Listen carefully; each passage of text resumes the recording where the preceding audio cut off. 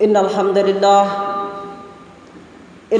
لله نحمده ونستعينه ونستغفره ونعوذ بالله من شرور أنفسنا ومن سيئات أعمالنا من يهد الله فلا مضل له ومن يضلله فلا هادي له أشهد أن لا إله إلا الله وحده لا شريك له وأشهد أن محمدا عبده ورسوله وحبيبه وخليله صلوات ربه وسلامه عليه وعلى آله وصحبه أجمعين أما بعد فيا عباد الله أوصي نفسي وإياكم بتقوى الله فقد فاز المتقون قال الله تبارك وتعالى في القرآن الكريم أعوذ بالله من الشيطان الرجيم بسم الله الرحمن الرحيم يا أيها الذين آمنوا اتقوا الله حق تقاته ولا تموتن إلا وأنتم مسلمون. Wahai sekalian orang-orang yang beriman, bertakwalah kalian kepada Allah dengan sebenar-benarnya takwa, dan janganlah kalian meninggal dunia, jangan sampai kalian mati kecuali dalam kondisi Islam. Hadirin ma'asyiral muslimin jamaah Jumat rahimani wa rahimakumullah. Ayat ini kembali diingatkan oleh khatib dalam setiap kali Jumat. Pesan takwa kepada Allah Subhanahu wa taala. Ya ayyuhalladzina amanu taqullaha haqqa tuqatih wa la tamutunna illa wa antum muslimun. Wahai orang-orang yang merasa dirinya beriman kepada Allah Subhanahu wa taala, ayo kita meningkatkan kualitas takwa di hadapan Allah Subhanahu wa taala. Ayat ini diingatkan dalam setiap pekan, dan jika ada ayat yang diingatkan dalam setiap pekan, mustahil ayat itu tidak penting di hadapan Allah Subhanahu wa taala. Pesan takwa yang diingatkan dalam setiap pekan, wahai orang-orang yang beriman, bertakwalah kalian kepada Allah Subhanahu wa taala. Hadirin jamaah Jumat rahimani wa rahimakumullah. Salawat dan salam tak lupa pula kita kirimkan kepada junjungan kita Nabi besar Muhammad sallallahu alaihi wasallam, Nabi yang diutus oleh Allah Subhanahu wa taala ke permukaan bumi ini sebagai suri tauladan bagi manusia, dan Nabi yang merintis menggulung tikar kekafiran dan membuka lebar-lebar tikar Islam. Ma'asyiral muslimin jamaah Jumat rahimani wa rahimakumullah. Dalam hitungan khatib yang sederhana, seorang yang telah berusia 20 tahun lamanya, maka setidaknya ia telah menunaikan Jumat dalam hidupnya. Itu kurang lebih sebanyak 920 kali jamaah sekalian. Jika ia berusia 30 tahun lamanya, maka setidaknya ia telah menunaikan Jumat dalam hidupnya. Itu kurang lebih sebanyak 1440 kali jamaah sekalian. Jika ia berusia 40 tahun lamanya, maka setidaknya ia telah menunaikan Jumat dalam hidupnya. Itu kurang lebih sebanyak 1920 kali. Demikian seterusnya berdasarkan hitungan usia yang Allah titipkan kepada kita.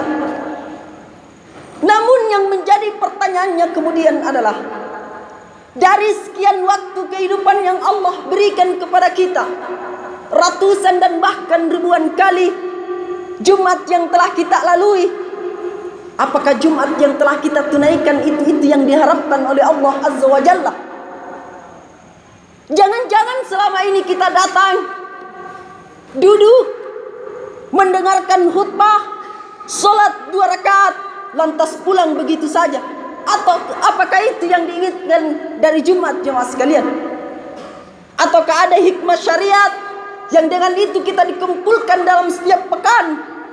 Sebagaimana firman Allah Subhanahu wa taala dalam Quran surah Al-Jumu'ah di ayat 10. Kata Allah, "Ya ayyuhalladzina amanu, idza nudiya lis-salati min yaumil jum'ah, fas'au ila zikrillah." Wahai orang-orang yang beriman, apabila telah disuruhkan untuk melaksanakan salat pada hari Jumat, maka bersegeralah kalian untuk menunaikannya. Tinggalkan urusan jual beli, tinggalkan segala aktivitas kita yang ada di muka bumi ini.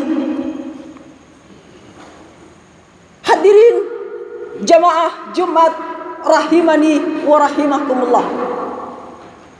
Sebagian di antara kita ada orang yang menunaikan ibadah kepada Allah Subhanahu wa taala itu hanya solat-solat wajib saja.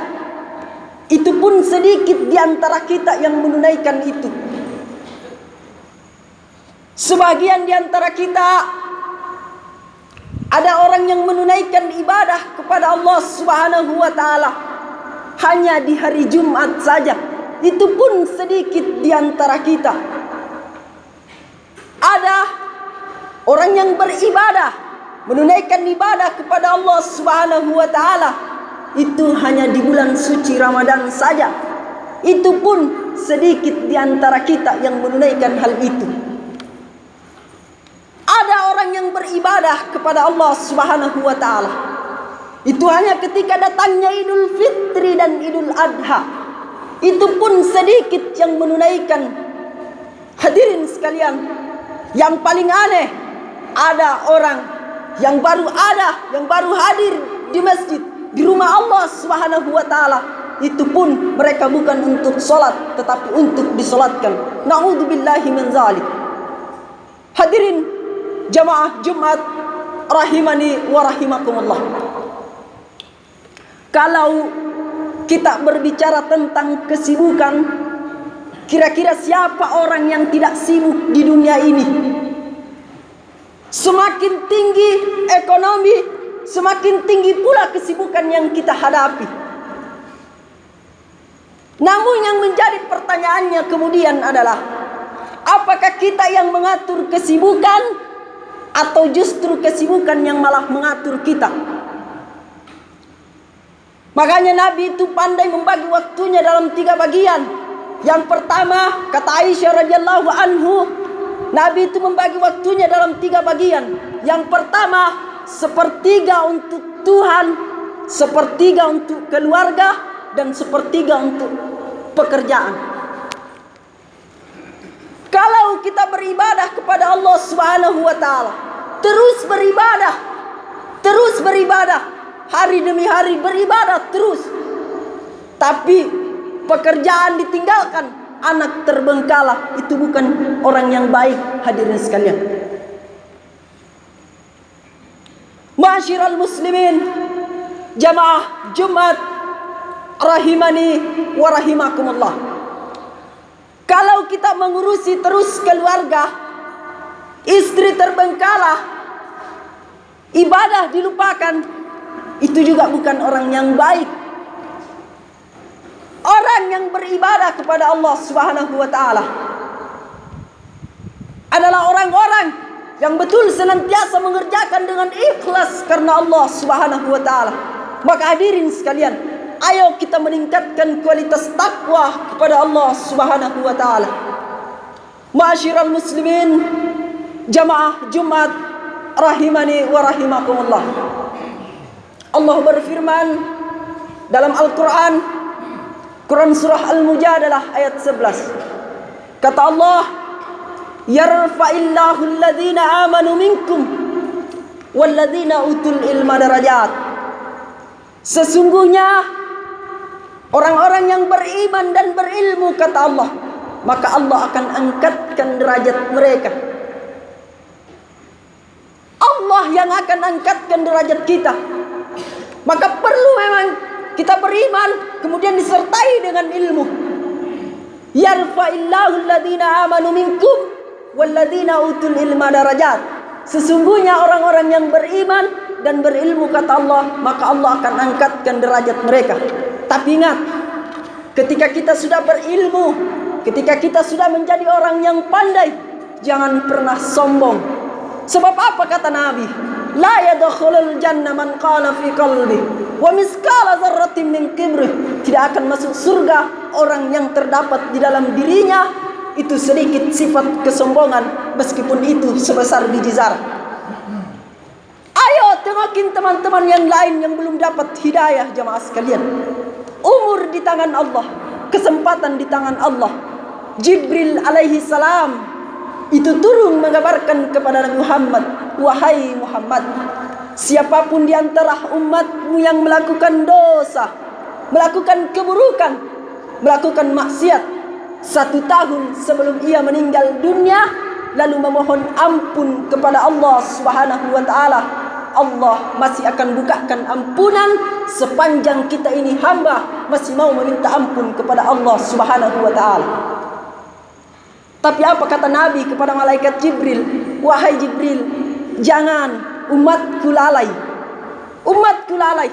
Mereka tidak akan kuat, mereka tidak akan sanggup.